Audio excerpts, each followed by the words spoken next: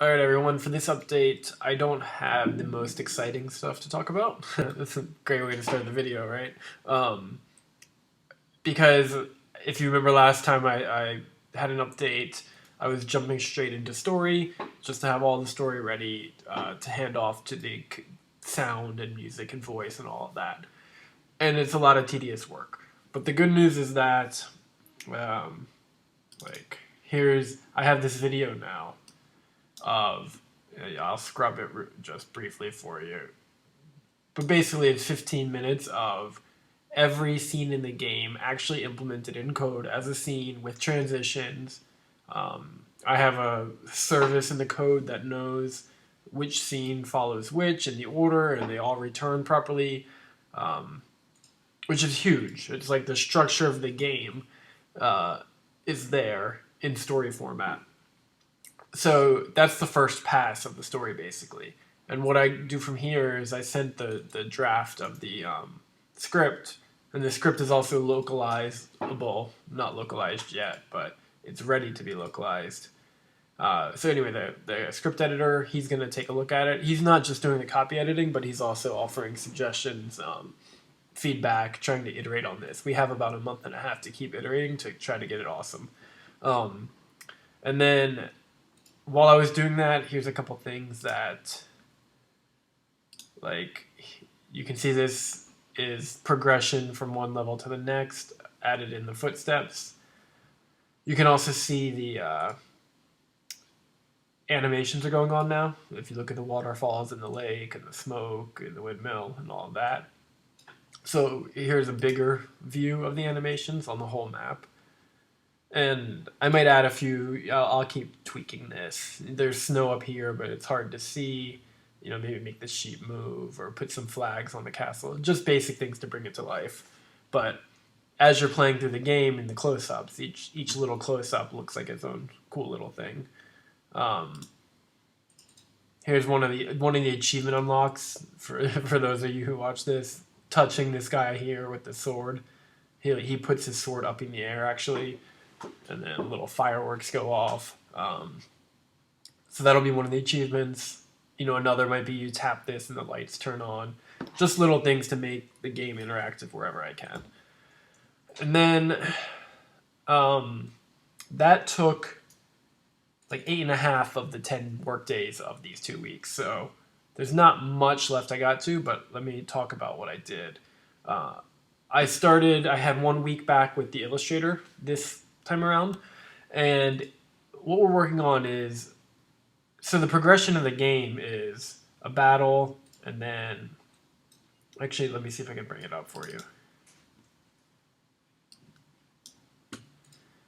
Let me get to the first battle.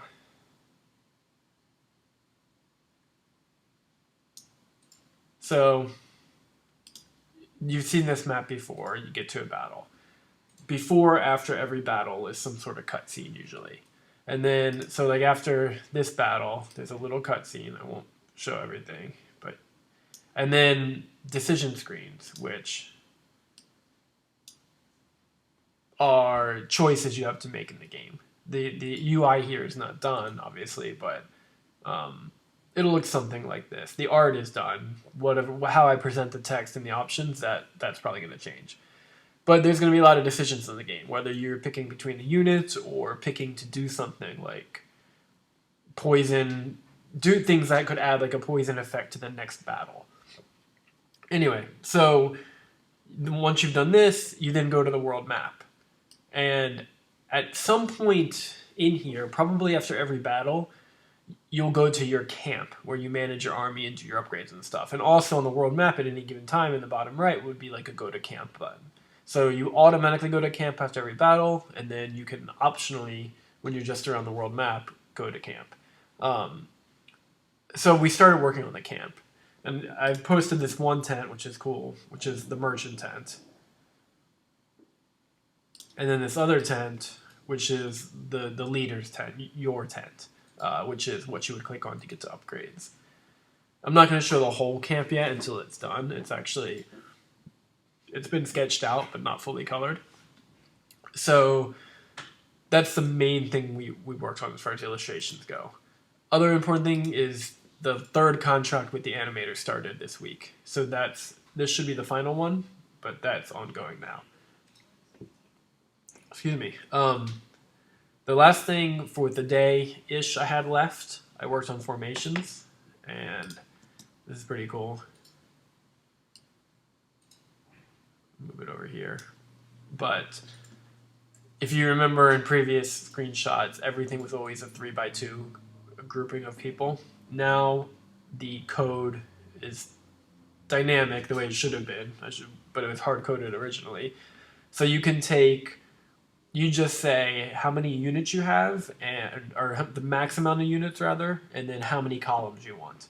So this is 6 columns, and this is 5, this is 10 columns, this is 4, and then the system will automatically figure out the way to place the guys. You can also do different spacing, like these guys are I think 56 pixel or so, and these are 48. But it'll allow me to get a different feel, and maybe a more organized unit is tighter together, and a just random peasant unit or whatever might have 25 guys but not be grouped tightly together. And I've yet to see if that can actually affect combat. I'm hoping it can you're more likely to get surrounded if there's more gaps, which means you lose damage faster. But let's see if that actually works out in reality. And then there's also the trebuchet for those of you who haven't seen it. And then so that's all working, and then I want to show you. I started working on enemy AI so that up until now, the friendly units, you could click on them and tell them to attack, and the bad guys just sat there. Now I want them to spawn and actually have a brain and try to attack you. So what that means is they have to have a different brain in the code, a different state machine. There has to be a targeting AI, and the targeting AI needs to know who are all the good guys on the board, be able to calculate who's closer, what type of unit they are they already being attacked, by how many people, do they have a weakness to the type of unit attacking them. Like, they need all that information, and then once they have it, it's making the choices easier. So I made the code ready to give all that information to a targeting system, and right now it just returns the first unit. But it's good because the bad guys spawn, which you can see up here, and immediately they're going to attack someone. And so they're all going to attack the first guy because I said the first unit, but maybe 2 go to attack the first guy and 1 goes to attack the archers, or that's going to be a ton of playtesting.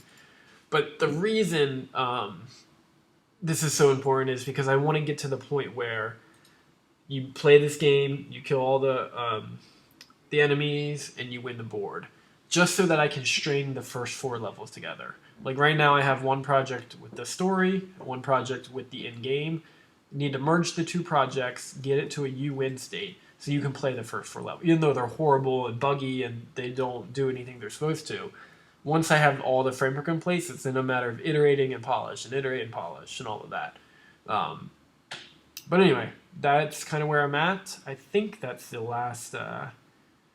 one last thing, just in case one of you out there is good with your math. Trying to fix this problem I posted on Stack Exchange. When I rotate my units, I'm trying to project them after the matrix rotation into an symmetric position versus just a square. So this is kind of how far I got, and I can't figure out how to actually get it fully perfectly isometric.